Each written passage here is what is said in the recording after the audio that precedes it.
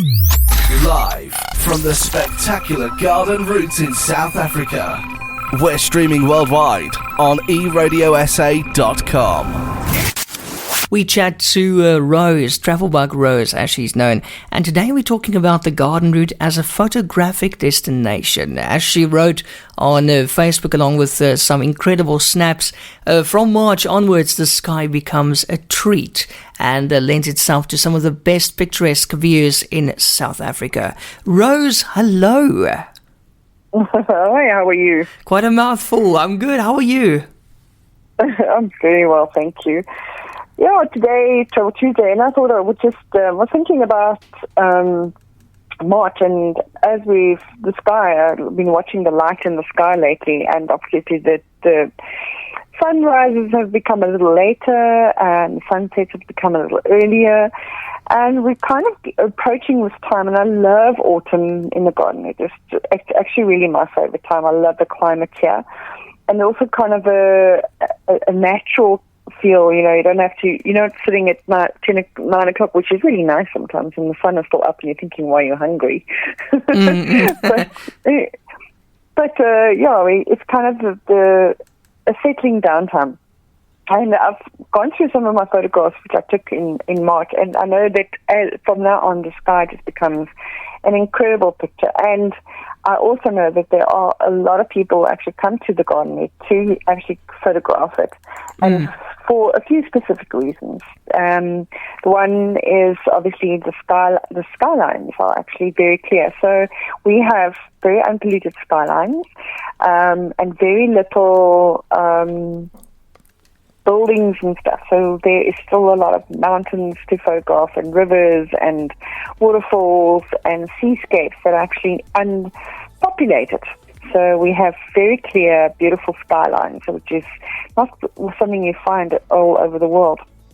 And also the other thing that I've always impresses me about the garden, and one of the reasons I always love coming home, is that we have this absolute crisp clearness in our sky as well. So there's almost like a pure air, and you see a nice sunrise and a nice sunset. And that's something that's very special, and a lot of people don't realize. A lot of times when I used to get talks to people, they always say, where's your favorite place where you've been? And I always said, coming home, and there's a reason for it. And one of the specific things is that I always look at the skies wherever I travel, and the one thing that used to always be very extremely daunting to me was that a lot of times the skylines weren't as pretty as ours. They actually, the crispness of the air and the value that, of having the beautiful skylines and things like that is quite something. Sorry, and then of course we have some of really picturesque viewpoints. And a very jagged coastline from, along this coast, from, I can think Mossel Bay, from the St. Blaise Trail, and the extreme jaggedness of that Mossel Bay Point. And I've climbed up there, and wow, you really get some amazing pictures from there. Yeah. Right up into, you go along the Grootbak area. I mean, I've stood on the side of the highway there in Grootbak with those beautiful miles of estuaries that are opening, and the softness of the estuaries with the, and people in the water sometimes playing or fishing and stuff like that. And of course, Big Bay, I've taken some really, if someone likes taking pictures of surfers and people in the waters, Big Bay is really, really an awesome place, because you're actually walking along where the surf line, you're walking along the surf break. And of course, the map of Africa, Dolphin Point, the Cayman's Bridge, the Knysna Heads, which is spectacular. Even the Sedgefield Mouth and the Sedgefield Lookout Point is really some awesome places too. And then, of course, in Plett, where the whale watching station is, and even up towards Uplands, Keurboom's, Enrico's, those jagged edges, and people have, there's a photographer like Sharon Hodges in Plett who's really taken some beautiful stuff there. I mean, we have phenomenal photographers in Knysna, and I've seen some of their work of our waterfront, and the boats, the boats in Mossad Bay as well. Oh man, it's really something special. Yeah. And of course in Kangaroo, I mean the Kangaroo on its own, with its mountain passes and the passes that we have in this area, and the folds of mountains and the clouds breaking over them, and even with some of the wildlife places like Bosleefkop, the Garden Route Game Lodge. I've even taken Swartberg Estate. We have driven along that path in the Swartberg, and we've had snow on the mountains and the giraffes in there, and I've actually taken a picture of giraffes and the snow-backed mountains. So if I can suggest the Garden Route as a photography destination, it really actually lends to one. So if you're a keen photographer and you really need a break and escape, and especially if you want to find yourself a little bit away from the towns and cities, this is definitely a place to come and play with light in the Garden Route and the Kangaroo. Rose, if you had to pick one spot that's your favorite of all your places that you photographed, which one will it be? Well, that's not fair. I knew you were going to ask me that question. Okay, well, how about a top 5? Would that work for you? Let me think. I really like photographing the map of Africa. When we have some nice cloudscape over there, it's really given me some of my favorite photographs. The Nazma Heads, not from the viewpoint side, actually from the other side, from the featherbed side, has really, really given some beautiful, especially when I lived in Brenton. Then Buffalo Bay, the wild side, is really nice for me at times as well, especially when the sun is still setting more over the ocean. The sunsets there. What else? Other favorite points. I think the Montague Pass is also one of my favorites to photograph. I love going into the Montague Pass when you have that beautiful cloudscape. And then on the other side of Oudtshoorn towards Collersdorp on the R62 in those mountainscapes is a place called Rooiberg area. And that's also, always when I go up to that area, I always make sure that I have some time to spend close to Rooiberg and those beautiful geological conglomerates that you can photograph there. They are really, really stunning. And of course, the Karoo with its own beauty and the redness and the vast spaces. And then the last one was actually if you're going over the Rooiberg Pass from Wyksdorp to Collersdorp or Oudtshoorn, and you go over the top of the mountain there and you look over Sierra Pass. That's also really, really beautiful. Sure. And that's really an escape. Now, Rose, let's talk about your gear or your cameras. What do you use? Do you ever use your phone or do you have a professional camera?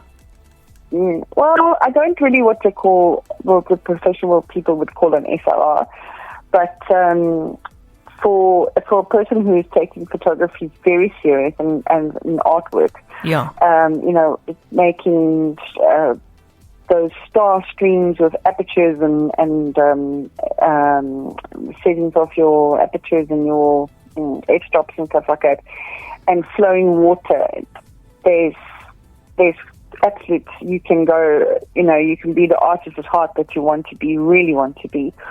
But if you are somebody who just travel, like even if you like travel blogs or you're traveling, my camera is a bridging camera.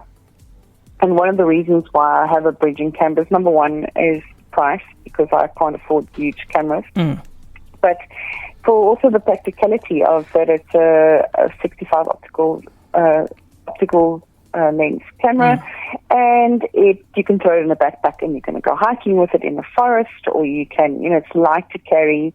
You can still put it on a stand. It still has some functions where you can get some flowing water. It doesn't quite do the star stuff, but it can do moon stuff. Okay. And if you're a digital bunny and you're traveling with your phone, some of the the cell phones these days actually take absolutely beautiful. They do. Yeah, I mean, my phone on its own has its own pro settings for video and for photos, still photos Yeah. as well. So you can still set your apertures and your f-stops and things on your phone as well. So yeah, be an artist at heart and paint with light. Yeah, Rose, I mean, these cameras are amazing. I mean, just look at the new iPhone's camera. But just looking at my Samsung, it's about a year old, and even this thing's got 3 cameras. It takes beautiful pictures. You just need to know how to hold the thing and the angles and all that stuff. That's very important. And also the light, what timing is of the essence. Yeah. And I think the thing is that what makes a picture for anybody is not the perfection of technicality. It's the way that you perceive the world. And I've spoken to people. I mean, I've given talk at a photography place, and people were like, what makes a good photograph? And I was like, the thing that makes a good photograph for you is you can learn all the infrastructures, the thirds and the colors and the positioning and stuff like that, and ratios. But then it becomes about the framing of how you see the world, and patience and light. Waiting for you, watching the sky turning or watching clouds move, and you kind of could get this. You create something in your mind, and you're thinking, wow, that would look pretty amazing at specifically that time. And I think that is what the thing is that photography gives us as individuals, is that we can be creative individuals. Yeah. And you just need to, learn what really appeals to you. And I take certain photographs and I look at photographs of other people, and they focus on different things. And they use different kind of angles. And I think, wow, that's quite amazing. That's something that I wouldn't do, but that somebody else do. It suits their style, which is really phenomenal. And that's how, you can take one place and you can have 10 photographers and you could have 10 different outcomes. Yeah. And Rose, you've got an amazing view also where you're staying in wilderness. Often you take some pictures there of sunrises and sunsets. That's just phenomenal. Just my last question to you would be, what's your take on filters?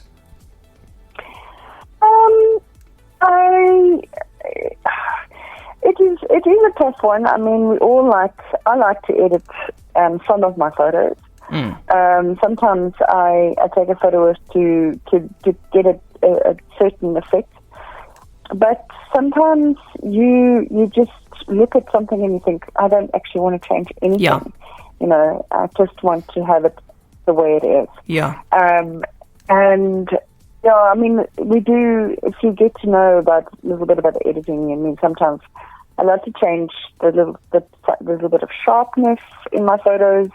And I like color, so sometimes I photograph things and I just think, there's nothing I'm going to do with this photo. Absolutely nothing. So it is once again, it's the artist at heart. There is a few photographers that I know, that are complete purists, but then I also, watch some of them editing their own styles. They have certain settings and styles, and you see that in a kind of consistency in their photographs as well. Yeah, you're right. And then also there's, I can think of one photographer, Gail McCall. She takes photographs, and her photographs have always got this rich grunginess, which is not something I would like to do to my photos, but it suits what she does, Yeah. She always photographs with the people with, like the fishermen with their hands and their colourful boats, and it lends to it. An artist does art in their own way. Rose, just lastly, Instagram filters. Do you like Instagram filters? Do you use them? And what's your favourite one? No, I'm not particularly fond of Instagram filters. There is one that I sometimes use. I can't even remember what it is. It's got a bit of an aqua tinge to it. Okay. But I normally edit my photographs and crop them and things like that prior to posting them to Instagram. And what do you use for that? I'll be keeping secrets. Oh, is it a secret? It's fine if you want to keep. Not really. No, not really. I mean, if you, on my phone I use Snapseed. Snapseed is a great app. I've been introduced by it by someone I met here in the Garden Route, who's also quite a phenomenal photographer on his own. Was Mark. And he introduced me to Snapseed, which is, it blends. It's almost like a Lightroom, but on your phone kind of thing. Wow. And then of course I use Lightroom on my laptop. Lightroom, okay. Lightroom on my laptop. But very, very seldom. I like to edit all my photographs on my phone. I'm so used to it by now. Yeah. But listen, they look so good. I just want to say, Rose, well done. Keep them coming. Just lastly, tell us where we can see your beautiful pictures if we haven't seen them already, or where can we, keep an eye on to see when you're going to post new ones. Yeah, well, I post a lot of my photographs is not about just photography. My photographs is really about storytelling. Yeah. So I take photographs to tell stories about places, about where I am and what I'm doing. And I think that's where my photography part came from. I never used to be a great photographer at all. Sure. I kind of had a look and feel, but I went and joined a photography group. It wasn't like a fancy group. It was in Sedgefield. It was a bunch of retirees who had a photography club, and I just took the criticism and I listened and I learned a lot about what they were saying, watching other people's stuff. And I started doing some storytelling and writing, and I needed some good photos, and I had to learn. So once I got the basics of what photo photography is about, I just kind of practice, and eventually, with enough practice, you get it. That's it. Rose, thank you so much. We're going to follow you on Instagram. You're also on Facebook. And then there was something else. Is it Go Travel Bug, eh? Yeah, Go Travel Bug and Go Travel Bug. If you Google Go Travel Bug, you will find me. I'm the one on Google. And all your platforms. and look at your lovely photos. Well done. Keep them coming. And then we'll catch up again next Tuesday, Rose. Thank you so much. Yeah, great. Thank you for the chat this afternoon. Cool. Talk to you next week. Take care. You too. Bye.